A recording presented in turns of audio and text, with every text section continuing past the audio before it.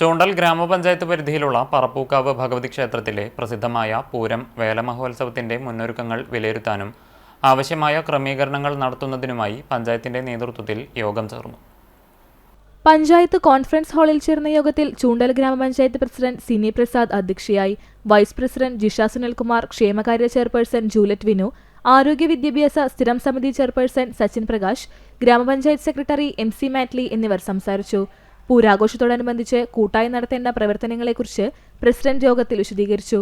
ജനപ്രതിനിധികൾ Parappukkavu Devaswom vice president KA Balan, അംഗങ്ങളായ PG Shine, KV Chandran, വ്യാപാരി വ്യവസായി ഏകോപന സമിതി secretary P Abubacker, health inspector NS Joseph, ACTS Kechery branch ഭാരവാഹികൾ, KSEB കേച്ചേരി, കൂനമൂച്ചി സെക്ഷനുകളിലെ ഉദ്യോഗസ്ഥർ, കുന്നംകുളം ഫയർ ആൻഡ് റെസ്ക്യൂ ഉദ്യോഗസ്ഥർ, പഞ്ചായത്ത് ഹരിതകർമ്മ സേനാംഗങ്ങൾ തുടങ്ങിയവർ യോഗത്തിൽ സംബന്ധിച്ച് ചർച്ചകളിൽ പങ്കെടുത്തു.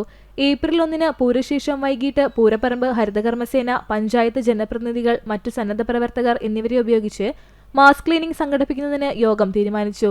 ഹോട്ടലുകൾ, ഭക്ഷണപദാർത്ഥങ്ങൾ വിൽപ്പന നടത്തുന്ന സ്ഥാപനങ്ങൾ എന്നിവിടങ്ങളിൽ പരിശോധന ശക്തമാക്കും. നിയമസഭാ തെരഞ്ഞെടുപ്പ് നടക്കുന്ന സാഹചര്യത്തിൽ പൂരകമ്മിറ്റികൾ തമ്മിലുള്ള തർക്കങ്ങൾ ഉണ്ടാവാതിരിക്കാനുള്ള പ്രത്യേക ജാഗ്രത പുലർത്തുവാനും പോലീസിനോട് കർശന നടപടി സ്വീകരിക്കാൻ ആവശ്യപ്പെടാനും യോഗത്തിൽ തീരുമാനമെടുത്തു.